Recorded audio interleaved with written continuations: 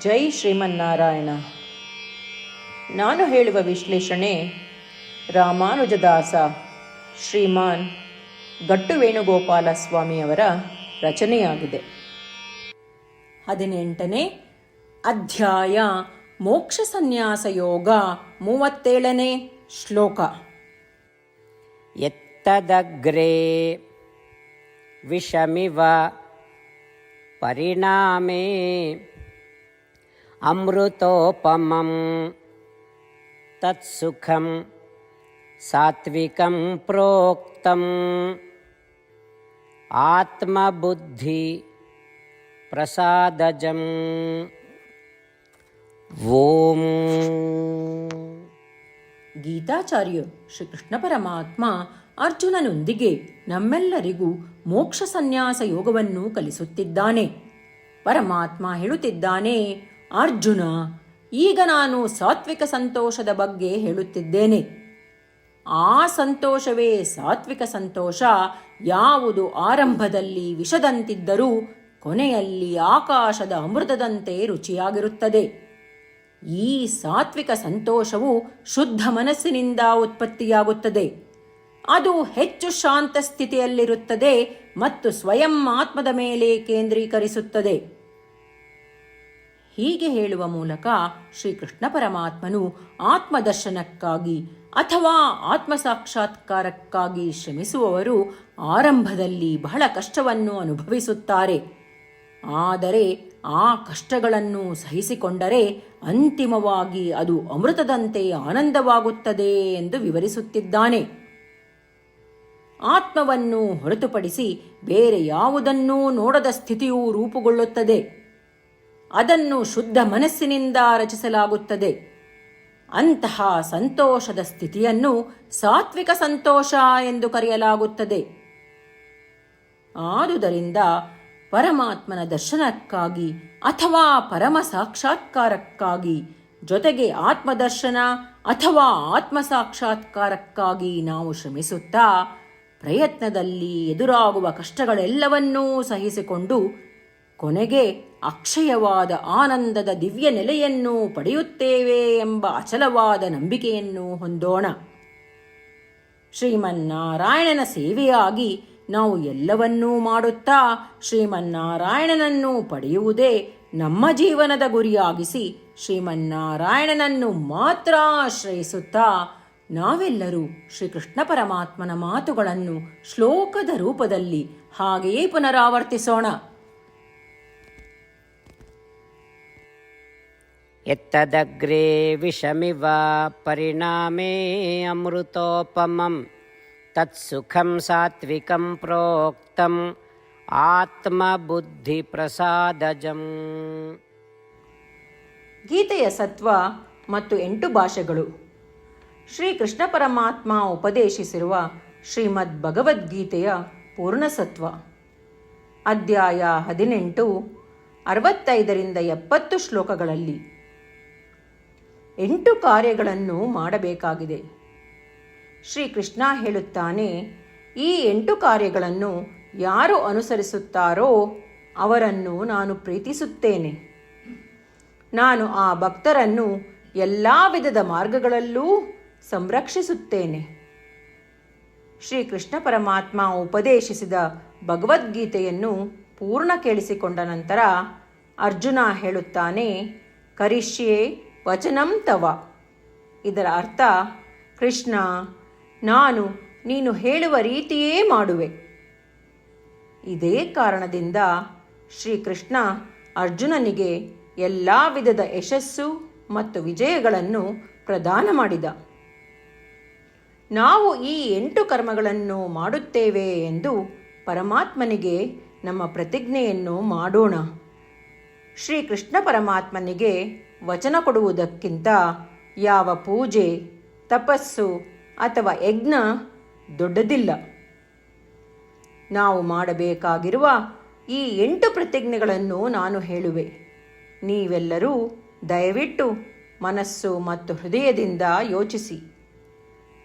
ಈ ರೀತಿ ಶ್ರೀಕೃಷ್ಣನಿಗೆ ವಚನ ಕೊಡುವುದರಿಂದ ನಾವೆಲ್ಲರೂ ಸಂತೋಷದಿಂದ ಪ್ರಕಾಶಿಸುತ್ತಿರುವ ಶ್ರೀಕೃಷ್ಣನ ಮುಖವನ್ನು ದೃಶ್ಯಕರಿಸೋಣ ಮತ್ತು ಆನಂದವನ್ನು ಅನುಭವಿಸೋಣ. ಜೈ ಶ್ರೀಮನ್ನಾರಾಯಣ. ಇವುಗಳೇ ನಮ್ಮ 8 ಪ್ರತಿಜ್ಞೆಗಳು. ನಮ್ಮ ಮೊದಲನೇ ಪ್ರತಿಜ್ಞೆ, ಹೇ ಶ್ರೀಮನ್ನಾರಾಯಣ, ನೀನು ಸೂಚಿಸಿರುವ ಹಾಗೆ ನಾನು ಸದಾ ನಿನ್ನ ಧ್ಯಾನ ಮತ್ತು ಚಿಂತನೆ ಮಾಡುವೆ. ನಮ್ಮ ಎರಡನೇ ಪ್ರತಿಜ್ಞೆ, ಹೇ ಶ್ರೀಮನ್ನಾರಾಯಣ, ನೀನು ಸಲಹೆ ನೀಡಿರುವ ಹಾಗೆ ನಾನು ಸದಾ ನಿನ್ನ ಭಕ್ತನಾಗಿರುವೆ. ನಮ್ಮ ಮೂರನೇ ಪ್ರತಿಜ್ಞೆ, ಹೇ ಶ್ರೀಮನ್ನಾರಾಯಣ, ನಾನು ನನ್ನ ಎಲ್ಲ ಕರ್ಮಗಳನ್ನು ನಿನ್ನ ಸೇವೆ ಮತ್ತು ನಿನ್ನ ಸಂತುಷ್ಟಿಗಾಗಿ ಮಾಡುವೆ. ನಮ್ಮ ನಾಲ್ಕನೇ ಪ್ರತಿಜ್ಞೆ, ಹೇ ಶ್ರೀಮನ್ನಾರಾಯಣ, ಅನುಸರಿಸಲು ನೀನು ಹೇಳಿರುವ ಹಾಗೆ ನಾನು ನಿನಗೆ ಸೇರಿದವನೆಂದು ಶ್ರೇಷ್ಠ ನಂಬಿಕೆ ಇದೆ ಮತ್ತು ನಾನು ಸದಾ 2 ಕೈಗಳನ್ನು ಜೋಡಿಸಿ ನಿನಗೆ ನಮಸ್ಕಾರ ಮಾಡುತ್ತೇನೆ ಮತ್ತು ನಿನ್ನನ್ನು ಪೂಜಿಸುತ್ತೇನೆ. ನಮ್ಮ 5ನೇ ಪ್ರತಿಜ್ಞೆ, ಹೇ ಶ್ರೀಮನ್ನಾರಾಯಣ, ನಿನ್ನ ವಚನಗಳನ್ನು ಸ್ಮರಿಸುತ್ತೇನೆ. ಮಾಮೇಕಂ ಶರಣಂ ವ್ರಜ, 18ನೇ ಅಧ್ಯಾಯ 66ನೇ ಶ್ಲೋಕ. ನೀನು ಹೇಳಿರುವೆ, ನಿನಗೊಬ್ಬನಿಗೇ ಶರಣಾಗಬೇಕು. ಶ್ರೀಮನ್ನಾರಾಯಣ, ನಿನಗೊಬ್ಬನಿಗೇ ಶರಣಾಗುವೆ. ನಮ್ಮ 6ನೇ ಪ್ರತಿಜ್ಞೆ, ಹೇ ಶ್ರೀಮನ್ನಾರಾಯಣ, ನಿನ್ನ ವಚನಗಳನ್ನು ಸ್ಮರಿಸುತ್ತೇನೆ. ಮಾ ಶುಚಃ, 18ನೇ ಅಧ್ಯಾಯ 66ನೇ ಶ್ಲೋಕ. ನೀನು ನಮಗೆ ಪುನರ್ ಆಶ್ವಾಸನೆ ನೀಡಿದ್ದೀಯ, ದುಃಖಿಸಬೇಡವೆಂದು. ನಾನು ಎಂದಿಗೂ ದುಃಖಿಸುವುದಿಲ್ಲ. ನಮ್ಮ 7ನೇ ಪ್ರತಿಜ್ಞೆ, ಹೇ ಶ್ರೀಮನ್ನಾರಾಯಣ, ನೀನು ಶ್ರೀಮದ್ ಭಗವದ್ಗೀತೆಯನ್ನು ನಮಗಾಗಿ ಉಪದೇಶಿಸಿ ಅನುಗ್ರಹಿಸಿ ಮತ್ತು ಆಶೀರ್ವದಿಸಿದ್ದೀಯ. ನಾನು ಕನಿಷ್ಠ 1 ಶ್ಲೋಕವನ್ನು ದಿನಾ ಪಠಿಸುವೆ ಅಥವಾ ಕೇಳಿಸಿಕೊಳ್ಳುವೆ ಎಂದು ನಾನು ಪ್ರತಿಜ್ಞೆ ಮಾಡುವೆ. ನಮ್ಮ 8ನೇ ಪ್ರತಿಜ್ಞೆ, ಹೇ ಶ್ರೀಮನ್ನಾರಾಯಣ, ನೀನು ಮನುಷ್ಯ ಸಮುದಾಯಕ್ಕೆ ಗೀತೆ ಉಪದೇಶಿಸಿದೆ. ನಾನು ನಿನ್ನ ಗೀತೆಯ ದೈವವಾಣಿಯನ್ನು ಗೀತೆಯ ಅರಿವಿಲ್ಲದಿರುವ ಭಕ್ತರಿಗೆ ಪ್ರಚಾರ ಮಾಡಲು ಪ್ರಯತ್ನಿಸುವೆ. ಹೇ ಶ್ರೀಮನ್ನಾರಾಯಣ, ನೀನು ಹೇಳುವ ಹಾಗೇ ಮಾಡುವೆ. ನಿನ್ನ ಇಚ್ಛೆಯಂತೆ ನಡೆವೆ. ನಾನು ನಿನಗಾಗಿಯೇ ಶ್ರಮಿಸುವೆ. ಶ್ರೀಮನ್ನಾರಾಯಣನಿಗೆ ದಿನಪ್ರತಿದಿನವೂ ನಾವು ನೀನು ಹೇಳಿದ ಹಾಗೇ ಮಾಡುವೆವು ಎಂದು ಮಾತು ಕೊಡುವುದೇ ಶ್ರೇಷ್ಠ ಪೂಜೆ. ನಾವು ನಮ್ಮ ಅಚಲವಾದ ನಂಬಿಕೆಯಿಂದ ಅವನಿಗೆ ನಮ್ಮ ಪ್ರತಿಜ್ಞೆ ಮಾಡೋಣ.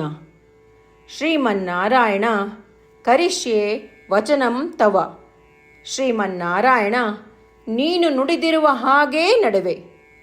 ಸರ್ವಂ ಶ್ರೀಕೃಷ್ಣಾರ್ಪಣಮಸ್ತು. ಜೈ ಶ್ರೀಮನ್ನಾರಾಯಣ. ಯತ್ತದಗ್ರೇ ವಿಷಮಿವ ಪರಿಣಾಮೇ ಅಮೃತೋಪಮಂ ತತ್ಸುಖಂ ಸಾತ್ವಿಕಂ ಪ್ರೋಕ್ತಂ ಆತ್ಮಬುದ್ಧಿ ಪ್ರಸಾದಜಂ. ಓಂ ಯತ್ತದಗ್ರೇ ವಿಷಮಿವ ಪರಿಣಾಮೇ ಅಮೃತೋಪಮಂ ತತ್ಸುಖಂ ಸಾತ್ವಿಕಂ ಪ್ರೋಕ್ತಂ ಆತ್ಮಬುದ್ಧಿ ಪ್ರಸಾದಜಂ. ಜೈ ಶ್ರೀಮನ್ನಾರಾಯಣ. ಎಲ್ಲ ಭಕ್ತಾದಿಗಳಿಗೆ ವಿಶೇಷ ವಿನಂತಿ. ನಮ್ಮ ಜೀವನದ ಎಲ್ಲ ವಿಷಯಗಳಲ್ಲಿ ನಮಗೆ ಶೀಘ್ರ ಮತ್ತು ಪರಿಣಾಮಕಾರಿ ಫಲಿತಾಂಶಗಳ ಅಪೇಕ್ಷೆ ಇರುತ್ತದೆ. ಇದನ್ನು ಸಾಧಿಸಲು ನಾವು ದಿನಪ್ರತಿದಿನವೂ 1 ನಿಮಿಷವನ್ನು ನಾರಾಯಣ ಅಸ್ತ್ರಂ ಓದುವುದರಲ್ಲಿ ಕಳೆಯೋಣ. ನಾರಾಯಣ ಅಸ್ತ್ರಂ ದೊರೆಯಲು ನಾರಾಯಣ ಅಸ್ತ್ರಂ ವೆಬ್ಸೈಟ್ಗೆ ಹೋಗಿ www.narayanaastram.org ನಿಮ್ಮ ಹೆಸರು ಮತ್ತು ಇಮೇಲ್ಗಳನ್ನು ಪಂಜೀಕರಿಸಿ. ನೀವು ಪಂಜೀಕರಿಸಿರುವ ಇಮೇಲ್ ವಿಳಾಸಕ್ಕೆ ನಾರಾಯಣ ಅಸ್ತ್ರಂ PDF ರೂಪದಲ್ಲಿ ದೊರೆಯುತ್ತದೆ. ಈ PDFನಲ್ಲಿ 1 ರಾಮಾಯಣ ಶ್ಲೋಕ, 1 ಗೀತಾ ಶ್ಲೋಕ ಮತ್ತು ವಿಷ್ಣುನಾಮ ಇರುತ್ತದೆ. ಈ 3 ಮಿಶ್ರಣವೇ ನಾರಾಯಣ ಅಸ್ತ್ರಂ. ಪ್ರತಿಯೊಬ್ಬರೂ ಈ ಶ್ಲೋಕಗಳ ವಿಭಿನ್ನ ಸಂಯೋಜನೆ ಪಡೆಯುತ್ತಾರೆ. ಯಾವಾಗ ಪ್ರತಿಯೊಬ್ಬರೂ ಪ್ರತಿದಿನವೂ ಅವರ ನಾರಾಯಣ ಅಸ್ತ್ರವನ್ನು 24,000 ಭಕ್ತಾದಿಗಳೊಡನೆ ಓದಿ ಅಥವಾ ಕೇಳಿಸಿಕೊಳ್ಳುತ್ತಾರೋ, 1 ಸುತ್ತಿನ ಸಂಪೂರ್ಣ ರಾಮಾಯಣ ಪಾರಾಯಣ, 33 ಸುತ್ತು ಶ್ರೀಮದ್ ಭಗವದ್ಗೀತಾ ಪಾರಾಯಣ, 24 ಸುತ್ತು ಶ್ರೀ ವಿಷ್ಣು ಸಹಸ್ರನಾಮ ಸ್ತೋತ್ರ ಪಾರಾಯಣ ಪ್ರತಿದಿನವೂ ಪೂರ್ತಿಗೊಳ್ಳುತ್ತದೆ. ದಿನಪ್ರತಿದಿನವೂ ಈ ರೀತಿ ಮಾಡುವುದರಿಂದ ಗಮನಾರ್ಹ ಮತ್ತು ಅಸಾಧಾರಣ ಫಲಿತಾಂಶ ಹೊರಬರುತ್ತದೆ. ಅದೇ ಕಾರಣಕ್ಕಾಗಿ ನೀವು ಮತ್ತು ನಿಮ್ಮ ಕುಟುಂಬ ಸದಸ್ಯರು ಶೀಘ್ರವೇ ನಿಮ್ಮ ನಾರಾಯಣ ಅಸ್ತ್ರವನ್ನು ಪಡೆಯಿರಿ. ಜೈ ಶ್ರೀಮನ್ನಾರಾಯಣ.